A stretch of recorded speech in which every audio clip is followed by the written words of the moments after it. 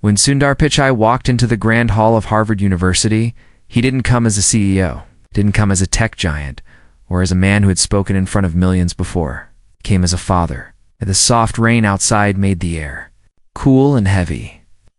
And Sundar's gentle eyes looked around the large room filled with young faces and bright lights. His son, Arav, stood backstage. He was only 16, with a thin frame and wide eyes that always seemed to be searching for something deeper. Arav had always been different from the other kids. He didn't care about flashy gadgets or the latest trends. Instead, he read books about human emotions and often asked questions that adults struggled to answer today. He had been invited to participate in a special panel at Harvard's Youth Innovation Forum. It was supposed to be a friendly event to inspire young minds, but something about the atmosphere felt off to Sundar. He noticed whispers among the professors, small smirks on their lips as they looked at Arav's name on the schedule. Arav stepped onto the stage holding a small notebook. His fingers trembled slightly, but his eyes were steady. The moderator, a tall man with a strict face, introduced Arav as the son of Google's CEO, putting heavy emphasis on his father rather than on him as an individual. The audience laughed politely, but Arav didn't react. He just bowed his head for a moment and began to speak softly. Sundar watched from the side, his heart tightening. He knew how hard it was for Arav to speak in public. When Arav was younger, he would hide behind curtains when guests came over. He struggled to make friends, often preferring to talk to his grandmother about life and old stories from India. As Arav started to explain his idea about how kindness could be used as a new model for leadership, a professor in the front row interrupted him. It was Professor Walden, a well-known figure at Harvard, famous for his harsh criticism and sharp tongue. Kindness? Walden laughed loudly, causing the whole room to turn. You think kindness is a leadership model? That's adorable, maybe. Next time, bring us a real idea, instead of bedtime stories. The room echoed with awkward chuckles. Arav paused. His fingers tightened around his notebook. He took a deep breath, and for a second, he looked like he might run off the stage. Sundar felt a surge of protectiveness rise in him. He almost stepped forward, but he stopped. Something in Arav's eyes had changed. Avra looked up and spoke. Clearly, Professor Walden, have you ever led anyone with fear? Has it worked forever? The room went silent. Walden shifted in his chair, but Arav didn't stop. You see, fear works fast, but kindness lasts longer. It's not just about being soft. Kindness builds trust. Trust builds loyalty. Loyalty builds real progress. You can scare someone into obeying you, but you can't scare them into loving you or believing in your dream.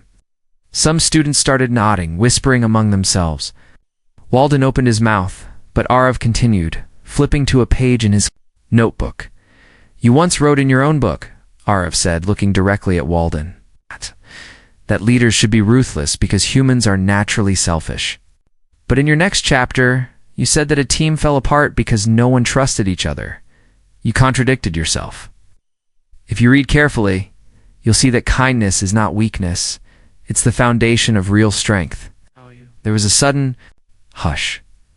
Sundar watched, stunned, as his shy son stood stronger than he had ever seen him.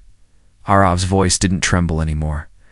His words started to flow like a calm river that cut deep into the mountains. Students began clapping slowly, and then faster. The sound filled the hall. Professor Walden's face turned red, his lips pressed into a thin line. He tried to reply, but his words stumbled out as nothing more than a bitter murmur. Sundar's eyes blurred with tears. He had always wanted Arav to find his voice, but he never imagined it would happen in front of so many people and in such a powerful way. As Arav finished, closed his notebook, and bowed his head again. The applause turned into cheers. Sundar could see some students standing, clapping with shining eyes. Arav stepped back from the microphone, his shoulders shaking. But this time not from fear. Sundar rushed to him, wrapped him in a tight hug. Arav buried his face in his father's chest. You were perfect, Sundar whispered. You didn't just speak. You changed something today. Arav nodded but said nothing. He was overwhelmed by the moment. He looked around and saw young students watching him with a mix of admiration and curiosity. He had given them something they hadn't expected, the courage to stand for what they believed in, even against the loudest voices in the room. But just as the moment felt complete, a young woman from the crowd stood up. She had a sharp face and fiery eyes. Arav, she called out loudly, if kindness is so strong, can you prove it outside of words? I challenge you to come to our leadership boot camp tomorrow. Let's see if your ideas work in the real world, not just on stage. The whole room turned again, the energy shifting sharply.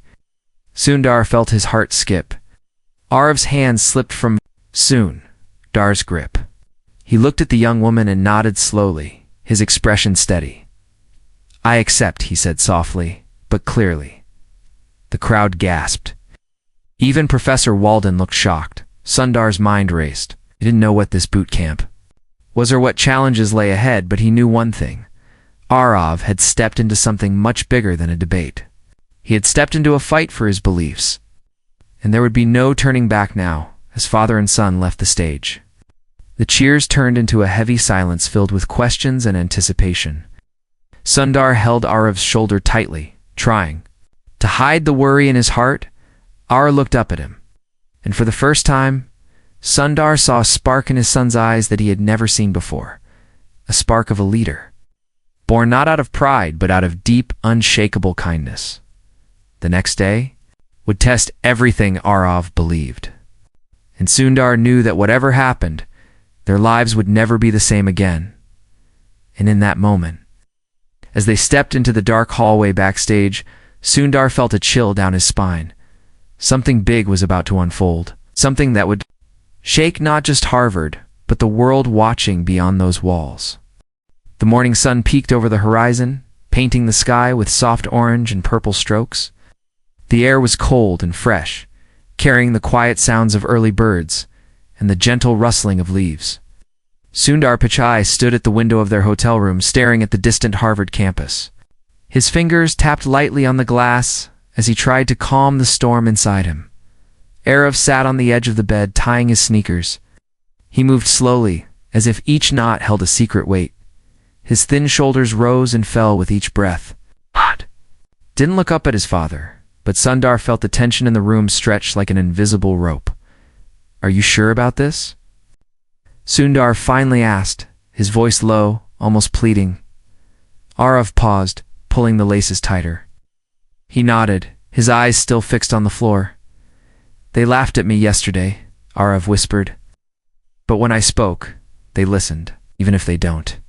Agree. I want to show them that kindness can be more than a speech. I want to prove it. Sundar felt his throat tighten. He wanted to protect Arav, to pull him away from the coming storm. But he also knew that every great leader had to face their own battles. And that kindness wasn't just about soft words, it was about courage too. They left the room quietly. As they stepped outside, the morning light hit Arav's face, making him look almost angelic. Sundar watched his son walk ahead, each step echoing with quiet determination. When they arrived at the boot camp field, Sundar saw a group of young people standing in a circle. Their faces were sharp, their eyes curious and skeptical. At the center stood the young woman who had challenged Arav the day before. Her name was Lena. She wore a tight ponytail and a dark jacket with the Harvard crest on her chest. She looked at Arav like a hawk watching a small bird. Welcome, Lena called out, her voice echoing in the crisp air. Today, we'll see if your kindness can lead you through real obstacles. No parents, no soft words. It's just you and us. Arav nodded silently. Sundar stepped forward, but Lena raised her hand sharply. He goes alone, she said. If he wants to lead, he has to stand on his own. Sundar froze. He looked at Arav, hoping for one last chance to protect him. But Arav turned and gave a small, almost invisible smile. I'll be okay, he said softly. Those words hit Sundar like a silent thunder. He stepped back, his heart pounding painfully in his chest. He watched as Arav joined the circle, disappearing into the group like a single drop in the ocean. Lena clapped her hands and everyone started moving. The first challenge was a physical one. a muddy obstacle course filled with tall wooden walls, ropes, and freezing water pits. The young leaders sprinted ahead, shouting and pushing each other. Arav started slowly, his small frame struggling to keep up. Some participants looked back and laughed. One boy splashed water at him, yelling, "Where's your kindness now? Yourself first." Arav slipped and fell face first into the mud. For a moment, he didn't move. Sundar watched, his hands trembling. He wanted to run in, to lift his son out of the mud, to shout at the others to stop. But he couldn't. He was frozen, trapped behind the invisible wall of a father's helpless love. Slowly, Arav pushed himself up. Mud dripped from his hair and clothes. He looked at the boy who had splashed him and held out his hand instead of fighting back. The boy froze, shocked. Then, hesitantly, he took Arav's hand and helped him up. Lena watched this with narrowed eyes. She didn't say anything, but Sundar noticed a tiny flicker of surprise cross her face. Arav continued. He climbed the walls, slipped, and tried again. Each time he fell, he got up. Each time he struggled, he looked for someone to help rather than to blame. Soon, a few others began to notice. They stopped mocking him and started working together, sharing ropes, offering shoulders to step on. By the time they finished the course, a small group had gathered around Arav. They were breathing hard, covered in mud, but they looked at each other differently now, not as competitors, but as teammates. Lena called them to the next challenge. This time, it was a mental task. They had to solve a puzzle using a heavy wooden block. And he started yelling, arguing about the best solution. Arav sat quietly, listening, his muddy fingers tracing the lines on the block.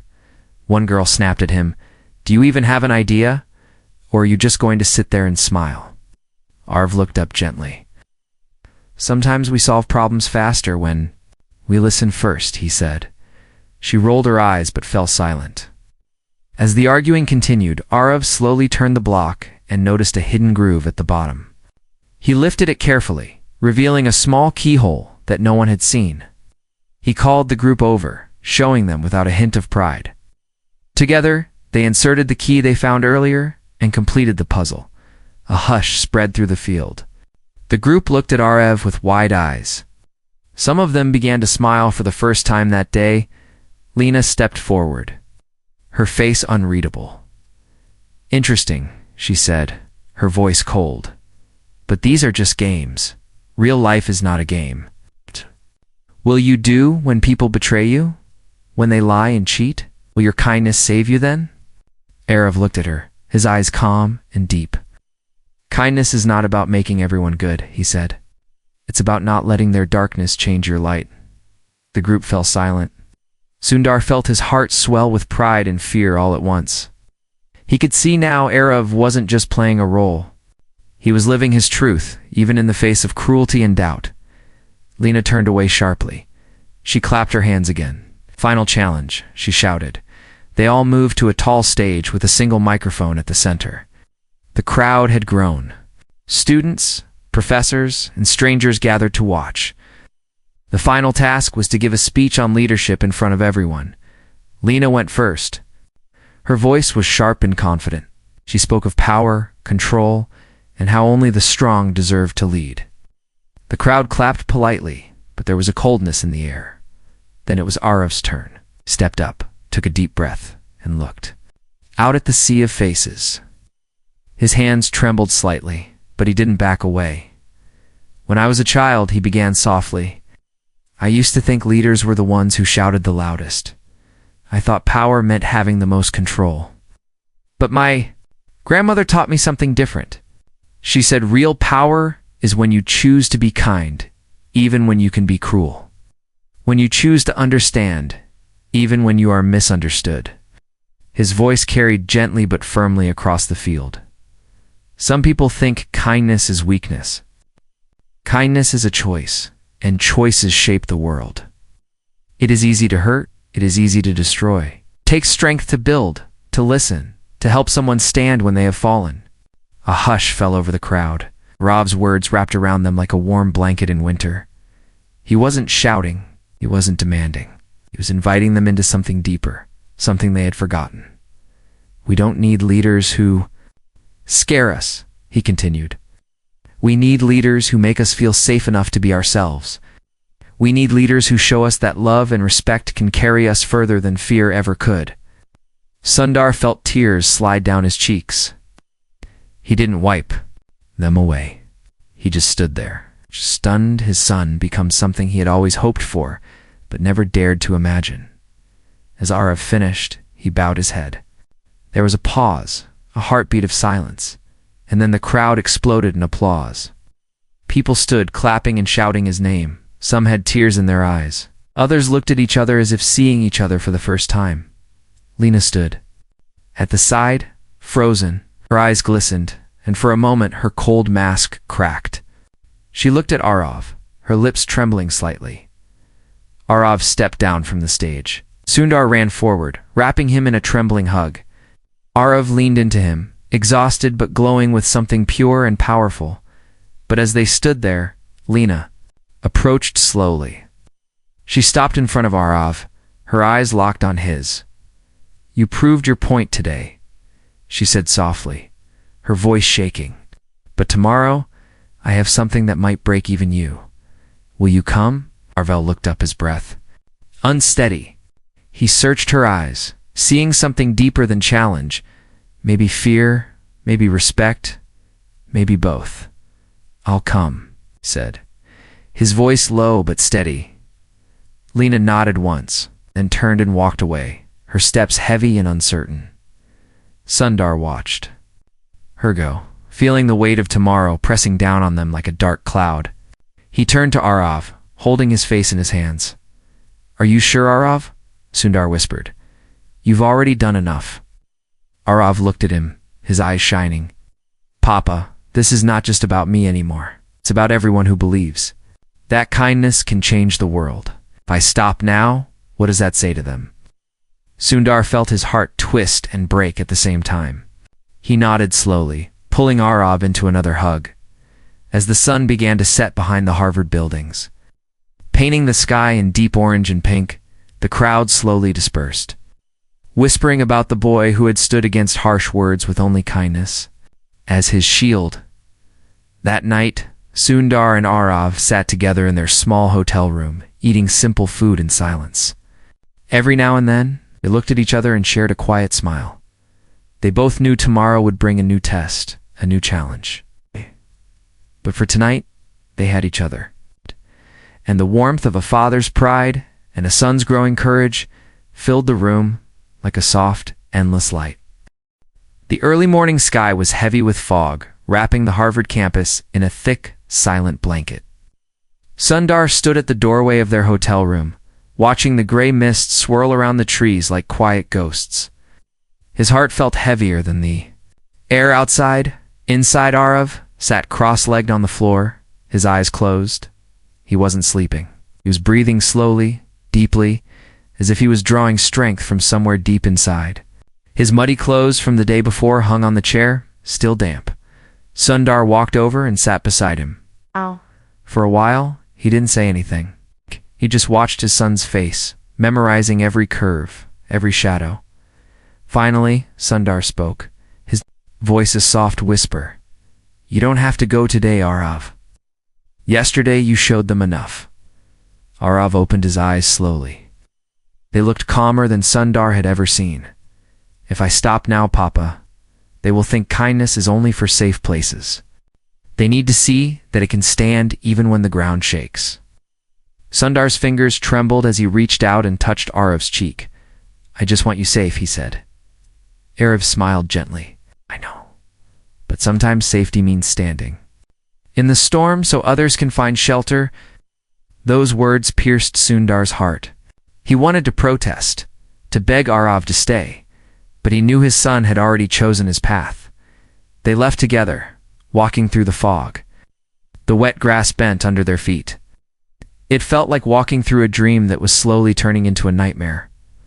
When they arrived at the open courtyard, Sundar saw Lena standing at the center. Her arms were crossed, her face pale but firm. Around her stood dozens of students, professors, and curious onlookers. The air buzzed with whispers and nervous energy.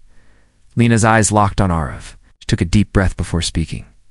"Today is not a game," she announced, her voice echoing sharply against the stone walls. "Today we test your kindness against betrayal, pressure, and pain.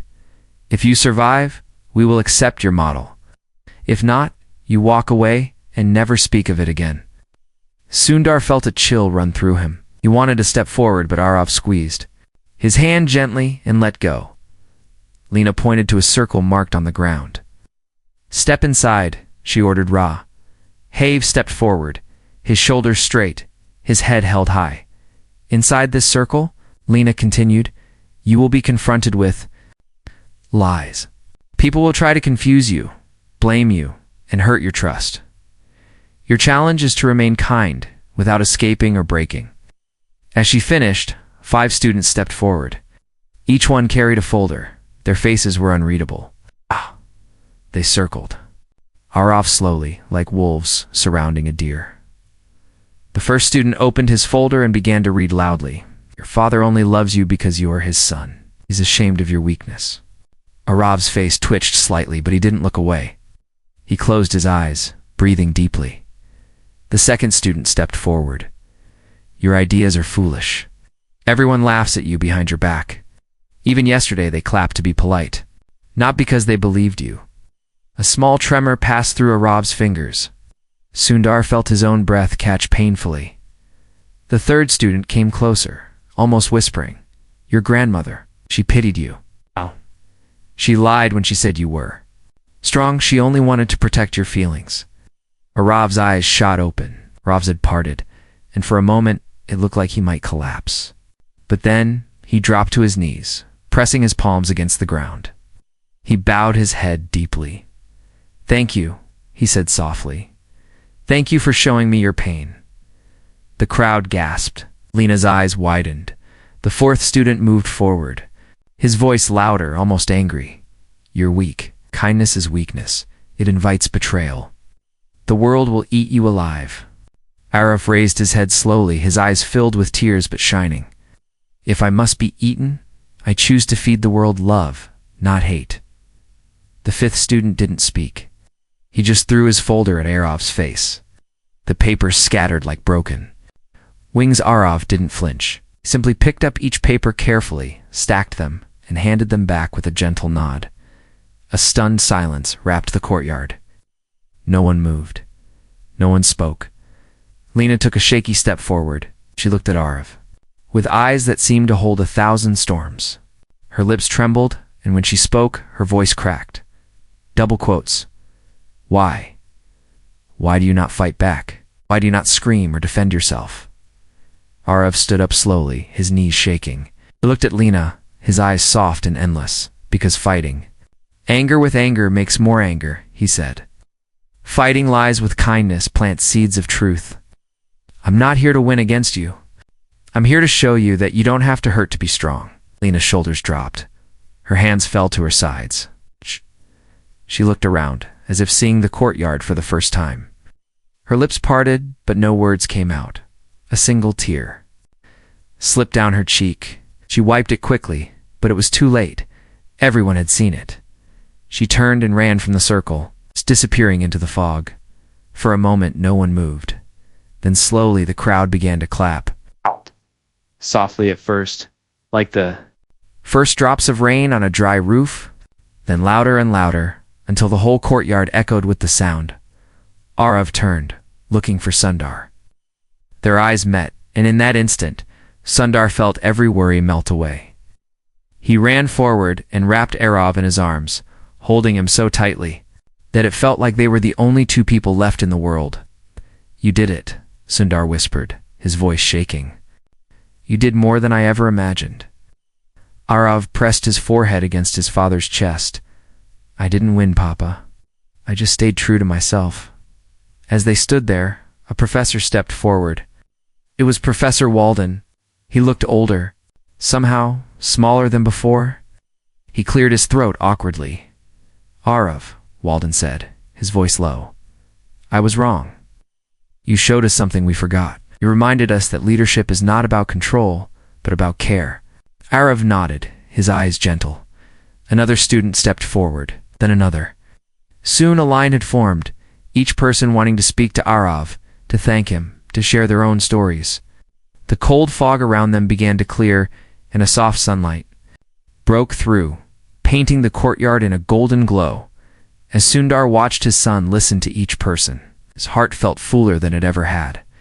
He saw in Arav not just a son, but a mirror of the best parts of humanity, the parts we all forget when we are scared, when we are hurt, when we want to hide behind sharp words and cold walls. But even as they stood there, a new presence entered. The courtyard, it was Lena. She walked slowly, her eyes red from crying, her face pale. She stopped in front of Arav, her hands trembling. The courtyard fell silent again. Every eye fixed on them, Arav, Lena said, her voice barely above a whisper. I thought strength was about crushing weakness. But watching you, I realized ... I was the weak one. Was afraid of being soft, afraid of being seen. You broke me open, and it hurts, but it also feels ... free. Arav stepped forward, his hand outstretched. Lena looked at his hand, then at his face. Slowly her fingers reached out and clasped his.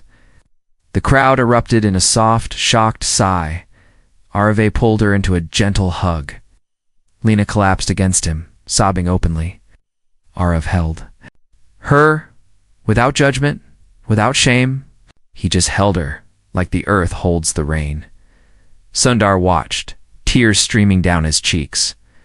He knew in that moment that Arav's kindness wasn't just an idea. It was a force, a quiet, unstoppable wave that could wash over even the hardest hearts. As the sun rose higher, lighting up the courtyard, Sundar felt something deep inside him shift. He realized that all the titles, all the success, all the power, none of it meant anything compared to this simple, unbreakable truth his son had carried all along. The crowd began to move closer, forming a circle around Arav and Lena. Some students held each other's hands. Others wiped away tears. Professors stood quietly, their eyes lowered in respect. The world beyond the courtyard didn't know yet, but something had changed forever in that small space. A seed had been planted, a seed of a new kind of leadership, one that didn't rise by pushing others down but by lifting them up. Sundar stepped closer, placing his hand gently on Arav's back. Arav looked up and smiled through his tears. Sundar smiled back, finally understanding the depth of his son's strength as they stood together. Father and son, in the middle of that glowing courtyard, Sundar felt a calm certainty wash over him. He knew there would still be storms ahead, but for the first time, he truly believed that Arav's kindness could survive anything, because it wasn't just a strategy. It was his heart, his soul, his entire being. But even as they shared that quiet, powerful moment, a sudden sound cut through the air. A sharp, cold voice from the back of the crowd. "You think this is over?" It called. Everyone turned. A tall, unfamiliar figure stood at the edge of the courtyard, wearing a dark suit and a hard expression. His eyes burned with something dangerous. "You think kindness is enough to change the real world?" the man sneered. "You haven't even begun to face what's out there. If you truly want to lead, meet me tomorrow. I will show you what real power looks like." Arav looked at him steadily. The courtyard fell into a thick, uncertain silence. Sundar felt his stomach drop, could sense a new storm rising, darker and more dangerous than before. Raf took a slow breath and nodded once, his eyes unflinching. "I will come," he said softly. The sun had barely risen when Arav and Sundar arrived at the old lecture hall on the far edge of campus. The heavy wooden doors stood slightly open, as if inviting them into a secret they weren't ready to hear. Sundar's hand hovered near Arav's shoulder, wanting to protect him but knowing he couldn't step in now. Arav pushed the door slowly. Inside, the air felt cold and stale. The room was dark, except for a single spotlight on the stage. In the center stood the tall man from the courtyard. He wore the same dark suit, his hands clasped behind his back. His eyes shone like sharp pieces of broken glass. "Welcome," the man said, his voice low and echoing against the old stone walls. My name is Dr. Verma. I don't believe in kindness. I believe in dominance, control, pure raw power. Arav stepped forward carefully, his thin frame looking even smaller under the harsh light. He looked at Dr. Verma without blinking. Dr. Verma slowly walked around Arav, studying him like a scientist examining a fragile insect. He stopped behind Arav, leaning close. You think kindness can save you from betrayal, from pain, from failure? He whispered, his breath cold against Arav's neck. Let's see. Actor. Verma clapped his hands sharply. The echo snapped through the hall. Suddenly the doors behind Arav swung open, and 5 people entered. Sundar recognized some of them. Immediately, they were Arav's closest friends from school. Maya, a bright girl who always helped Arav with science projects. Rohan, who shared his lunch every day. Nikhil, who spent hours listening to Arves's thoughts about kindness. Arves's eyes widened, his lips parted, but no words came out. He turned, looking at Sundar, who could only stare back helplessly. Today, Dr. Verma announced, your test is simple. Your friends will each face a moral dilemma. You'll be forced to choose between saving themselves or helping you. You cannot speak. You cannot move to help them. If they betray you, your kindness fails. If they stand by you, they might suffer. Are you ready? RF swallowed hard. His legs trembled, but he nodded. Maya was first. She was led to a table with 2 buttons. One button said, Save Arav. The other said, Save myself. Above her head, a heavy bucket of water hung from a thin rope. Dr. Verma smirked. If you choose Arav, the water falls on you, cold and heavy. If you choose yourself, you stay dry, but he suffers alone. Maya looked at Arav, her eyes wide and wet. She glanced at Sundar, then at the buttons. Her hand hovered, shaking violently. For a long moment, silence swallowed the room. Then Maya closed her eyes tightly and slammed the button marked Save Arav. The bucket dropped. Freezing water poured over her head, drenching her clothes. She shivered, her teeth chattering. Arav stepped forward instinctively, wanting to hold her, but remembered Dr. Verma's rule and froze. Maya opened her eyes and gave Arav a small, broken smile. Rohan stepped up next. His challenge was different. He was shown a screen with 2 options. Speak a harsh lie about Arav, to save yourself, or stay silent and face public humiliation. Rohan's face turned pale. His hand hovered over the keyboard. Dr. Verma watched closely, his smile growing cruel. Rohan's fingers trembled. He looked at Arav, then at the screen. A tear slipped down his cheek. Finally, he pushed the keyboard away violently and turned to face a group of waiting students. I won't lie, he shouted. I'd rather be humiliated than betray my friend. The students laughed and pointed. They threw papers and shouted insults. No. Rohan stood there, shaking, but he didn't back down. Arav's heart ached. He wanted to rush over, to tell Rohan he was proud of him, but he stayed rooted in place. One by one, Arav's friends faced their own tests. Nikhil had to choose between revealing Arav's private journal or breaking his own prized violin. Smashed the violin without a second thought. Tears streaming down his face. Another friend, Ananya, had to give up her scholarship application to stand with Arav. She signed the withdrawal form with shaking hands, her dreams dissolving in ink. Each choice cut into Arav like 1,000 knives. Each sacrifice weighed on him heavier than any insult or lie ever could. Finally, all 5 stood beside Arav, battered, wet, humiliated but unbroken. Dr. Verma's smirk began to fade. He stepped forward, his eyes wild with disbelief. Why? He shouted, his voice cracking. Why would they suffer for you? Why would they choose pain over comfort? What did you do to them? Arav looked at Dr. Verma, his face soft but firm. I didn't do anything to them, he said quietly. I just showed them kindness. And when someone feels truly seen, truly cared for, they remember who they are. They become brave enough to stand even when it hurts. Dr. Verma's hands balled into fists. He turned away, pacing like a trapped animal. "No," he hissed. "This is weakness disguised as strength. This cannot be real." Arav took a small step forward. "It's real," he said. "Stronger than any fear you can create, Doctor." Verma spun around, his eyes burning. "Then prove it. Take my final challenge." The room fell silent.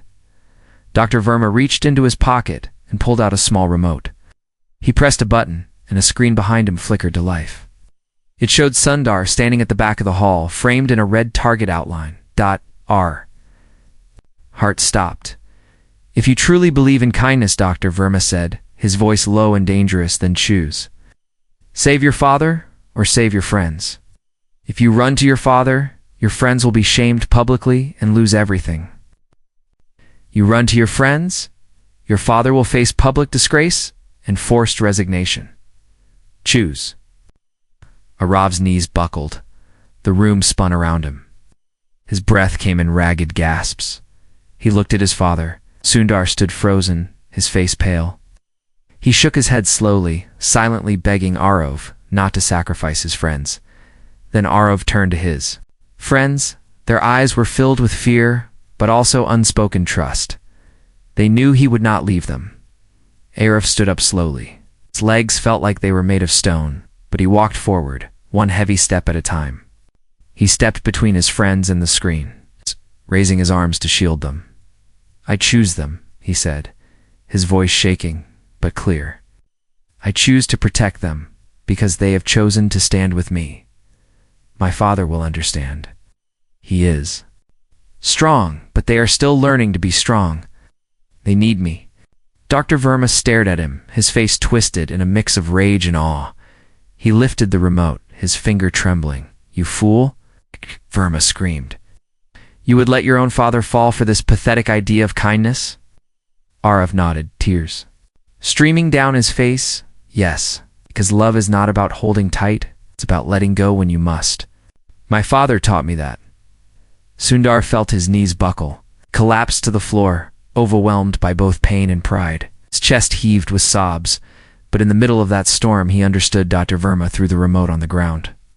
It shattered into pieces. He fell to his knees, covering his face with shaking hands. The room fell silent, except for the sound of Sundar's quiet weeping. Arav turned and gathered his friends into a trembling hug. They held each other like survivors of a long, brutal war. Sundar pushed himself up and stumbled forward. When he finally reached Arav, dropped to his knees and wrapped his arms around his son and his friends. "You are stronger than I ever was," Sundar whispered, his tears falling into Arav's hair. "You didn't save me today. ... You saved all of us." As they held each other, the rest of the room slowly moved closer. Professors, students, and even guards joined, forming a circle of warmth and safety. The harsh walls of the old lecture hall seemed to soften, as if they too were weeping. Dr. Verma crawled forward slowly, his face streaked with tears. He looked up at Arav, his voice a broken whisper. I don't understand," he said. Did you make them love you so deeply?" Arav reached out, offering his hand. "I didn't make them," he said softly. "I just gave them the space to find love within themselves." Dr. Verma stared at the offered hand for a long time. Then, with a shaking sob, he took it. As their hands touched, the last walls in Dr. Verma's heart cracked open. He fell forward, burying his face against Arav's chest, sobbing like a child who had been lost for too long. For the first time, Sundar saw what real leadership looked like. Not through force, not through fear, but through gentle, unwavering love. And as they all sat there on that cold, old floor, a new warmth spread through the room. A warmth strong enough to melt even the coldest hearts. But outside those walls, reporters and cameras were already gathering. A world hungry for drama was about to discover this story. Would they understand? Or would they twist it into something else? Outside the old lecture hall, the air was buzzing like a beehive. Cameras flashed, microphones waved in every direction. Reporters shouted questions that tangled together into a single wall of noise. Sundar felt his pulse hammering in his. ears as he stood at the doorway, shielding Arav and his friends behind him. He had faced large crowds before, at product launches, at global conferences, but this felt different. This felt raw, unpredictable. Inside, Arav sat quietly on the cold floor, holding Dr. Verma's hand. His friends stayed close, leaning against each other, their faces pale and their eyes wide. They had faced an emotional storm together, but none of them were prepared for the chaos waiting beyond those doors. Sundar turned and knelt beside Arav. He placed a trembling hand on his son's shoulder. "You don't have to face them today," he said softly. "We can leave. We can find a quiet place to rest." Arav looked up at his father, his face soft but determined. He shook his head slowly. "Papa," he whispered, "this isn't just my story anymore. It's theirs too. If we leave now, it will become twisted. It will fill the gaps with noise. I have to speak." Sundar felt his chest tighten. He wanted to argue, to pull his son away, but deep inside he knew Arav was right. The doors creaked open, and a sudden rush of bright camera lights flooded in. Reporters surged forward, their questions crashing over each other like wild waves. "Arav, why did you choose your friends over your father? Do you believe kindness is stronger than power? How did you make Dr. Verma break down? What message do you have for young leaders?" Arav stood up slowly, squeezed Dr. Verma's hand one last time, then turned to face the flashing lights. His friends gathered behind him, standing together like a single heartbeat. Arav took a small step forward. His voice was quiet at first, so soft that some leaned forward just to catch it. "I didn't make anyone do anything," he began, his words floating above the chaos. "I didn't teach them to love or to sacrifice. They already had that inside them. I just chose to trust them, and they chose to trust me." Some reporters looked confused. Others stopped writing for a moment, waiting for more. Power built. "On fear is like a tower made of sand," Arav continued, his voice growing stronger. "It looks strong until the first big wave comes.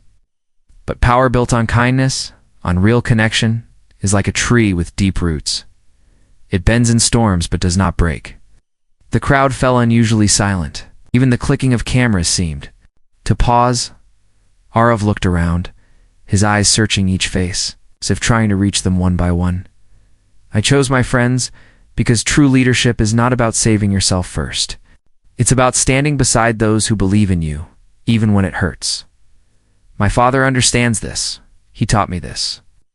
Sundar felt a sudden warmth spread through him, melting every worry, every fear.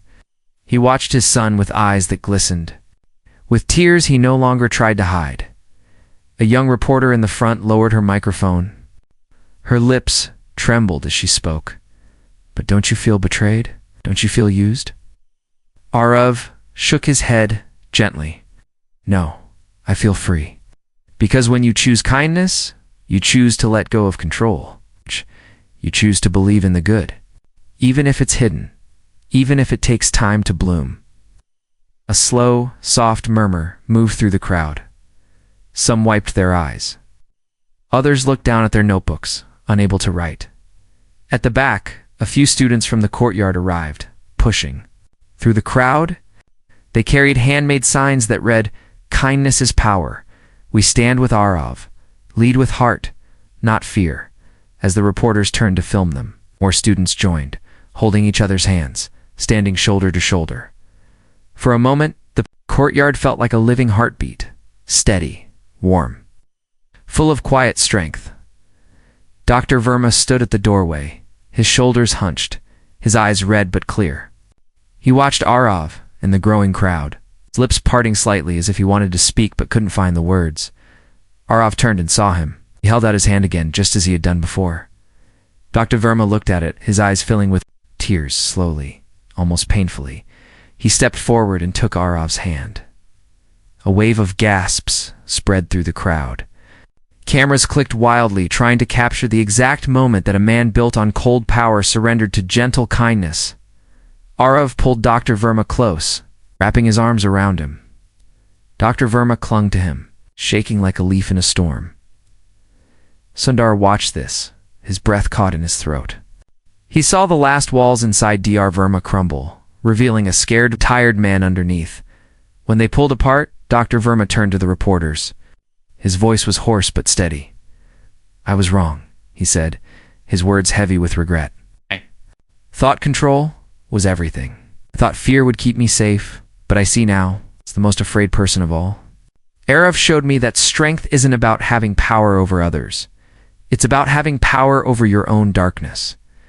The reporters stood frozen, their hands slack at their sides.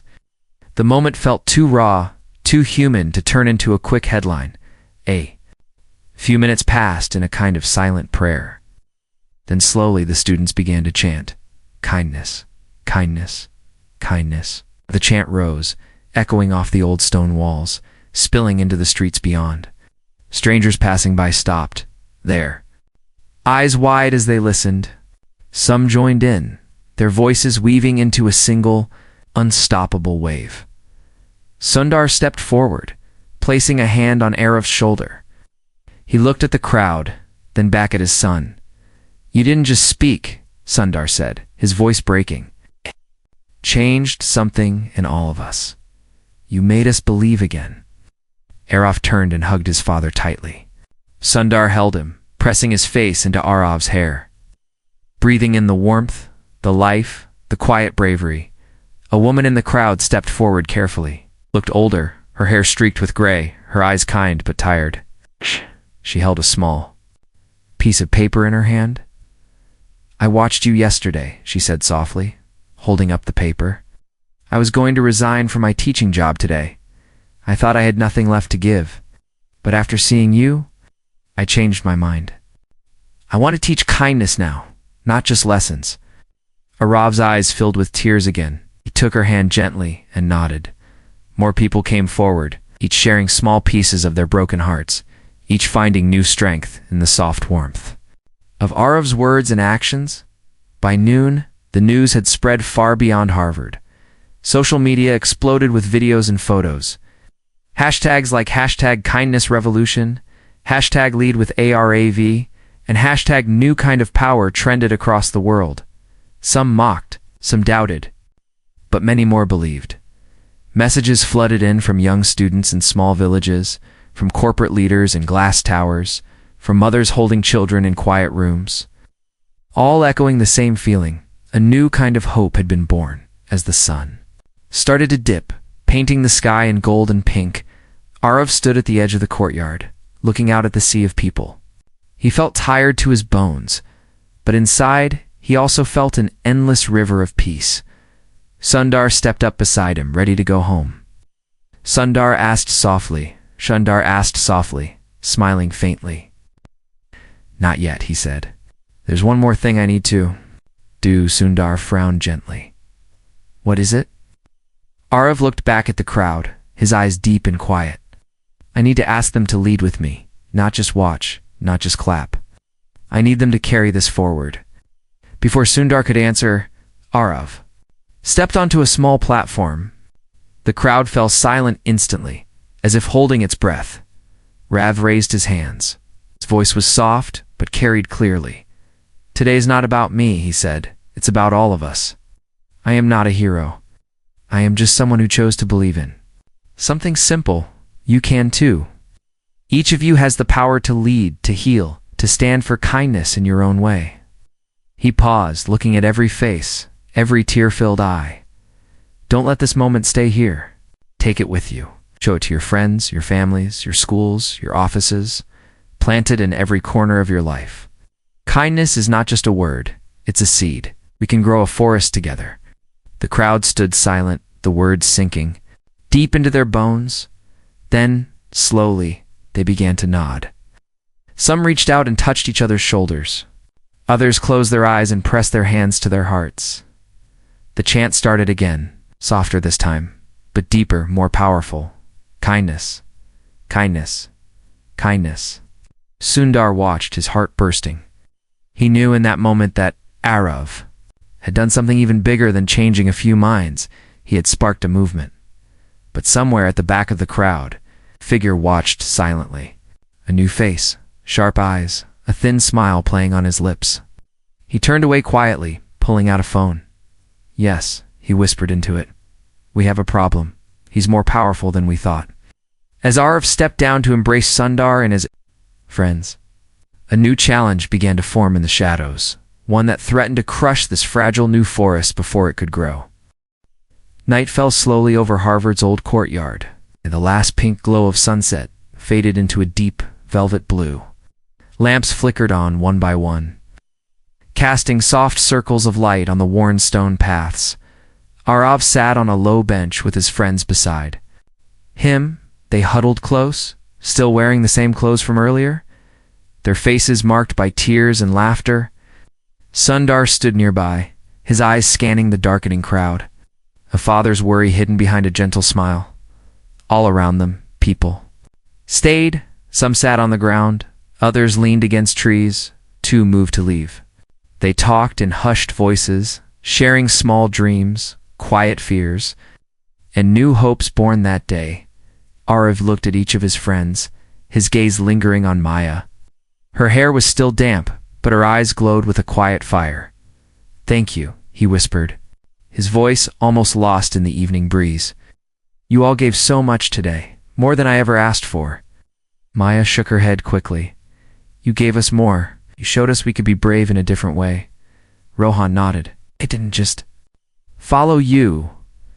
We discovered ourselves beside you. Arav smiled, a tired but warm curve of his lips. He opened his mouth to reply, but at that moment, a loud echo cut through the soft murmurs of the courtyard. Clap, clap, clap. The sound was slow, deliberate, almost mocking. Arav turned sharply. At the far edge of the light, a figure stepped forward. The man from earlier, the one who had watched silently before leaving to make a call. He now stood clearly visible under the lamplight. He was tall, wearing a crisp dark coat. His hair slicked back, his eyes sharp and cold, like a blade hidden in velvet. He held a small earpiece in one hand, turning it slowly between his fingers. Beautiful. Show, he drawled, his voice smooth and deep. So many tears, so many promises. But tell me, what happens when kindness faces the real world, not just a courtyard of dreamers? Chills spread across the space. People shifted uncomfortably, glancing at each other.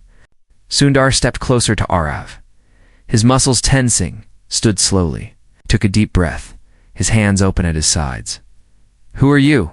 Arav asked, his voice steady but soft. The man smirked. Call me Rajan. I represent those who shape the world behind closed doors, the ones who control economies, media, politics, the ones who understand that kindness is a sweet story, but power runs the world. A heavy silence fell. Some in the crowd started to edge backward, fear creeping into their eyes. Arav didn't move. He looked at Rajan calmly, his gaze unwavering. If you believe power is stronger than kindness, Arav said slowly, why are you here?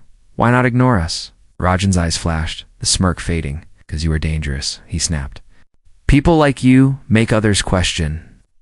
Question systems, question control, and questions create cracks.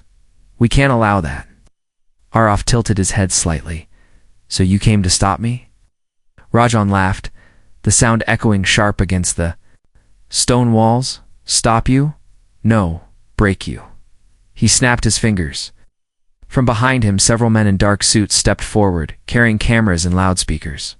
Screens flickered to life around the courtyard, showing manipulated images. Arav's face next to false headlines. Arav manipulates students. Arav forces friends to sacrifice futures. Arav spreads dangerous lies. Gasps rose from the crowd.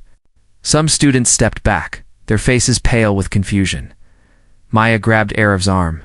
Don't listen to him, she hissed. They're lies. Arav looked at the screens. Each headline felt like a small cut across his chest. He turned to the crowd, seeing the fear, the doubt beginning to grow like dark vines. Rajan stepped closer, his voice low and poisonous. I see. This is the real world. Kindness can be twisted. Truth can be buried. People will believe what they fear more than what they hope. Some in the crowd started to turn away, shaking their heads. Others raised their phones, already typing, filming, sending new doubts into the digital world. Sundar moved forward, ready to push Rajan away. But Arav held up his hand gently. Double quotes, "No, Papa," he said quietly. "Let me speak." Arav stepped forward, alone. The lights from the screens flickered across his face, making him look both fragile and strong at once. He took a shaky breath. His voice trembled at first, but he didn't stop. "You can spread lies," Arav said, his voice rising slowly. "You can show twisted stories, but you can't erase what happened here today." He looked around, meeting as many eyes as he could. "You all saw the truth," he continued. "You felt it. When Maya chose to get drenched for me, when Rohan stood in front of insults, when each of my friends chose love over fear, that was real. No headline can erase what you felt in your hearts." His words pressed into the silence like gentle waves against stone. Some people lowered their phones slowly, their fingers still. "Kindness is not about winning every argument," RF said, his voice firm now. "It's about standing even when you're attacked, even when lies flood the room. It's about choosing to be gentle in a world that rewards cruelty." He took another breath, tears shining in his eyes. "If you want to leave, I won't stop you," he said. "If you believe the lies, I still won't hate you. But if even one of you chooses to stay, to carry this spark forward, that's enough." The courtyard fell into a thick, heavy silence. Ragan's smirk returned for a second, but then it flickered.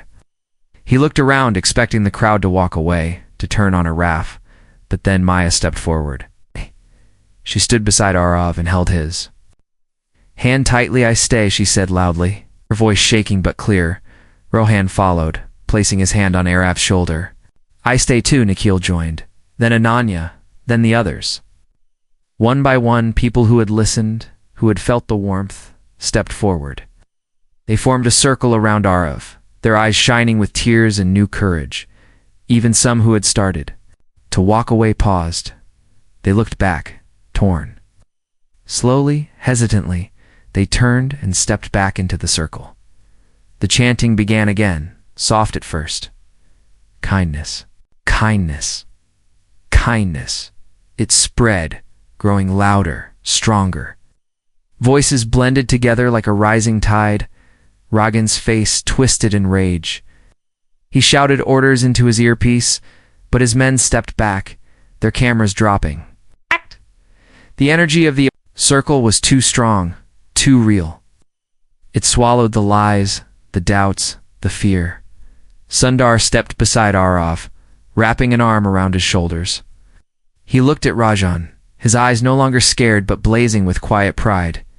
"You lose," Sundar said, softly. "Not because we fought harder, but because we loved deeper." Rajan staggered back, his mouth opening and closing, no words coming out. He turned sharply, pushing past his men, disappearing into the dark. His footsteps echoing like fading thunder. The screens flickered and went dark.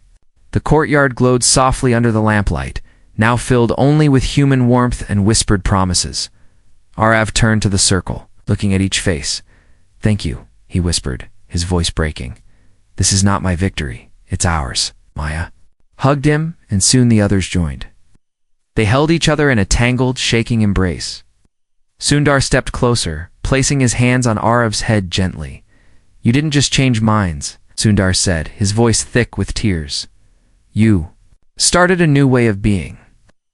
Arav pressed his forehead against his father's chest, feeling the steady beat of his heart. He closed his eyes, breathing deeply, letting the warmth soak into his bones. As dawn began to rise beyond the old courtyard, the group stayed together, whispering plans, sharing dreams, and promising to carry the spark wherever they went. Some would go back to small towns, others to big cities. But each would take the seed of kindness with them, planting it in quiet corners of a noisy world. Sundar looked at the first morning light touching Arav's face and realized something powerful. This wasn't an ending. It was a beginning, a gentle, unstoppable beginning. And as the sun rose higher, painting the world in gold, Arvo opened his eyes and smiled, a quiet deep smile that promised no matter how dark the world might get, he would always choose kindness.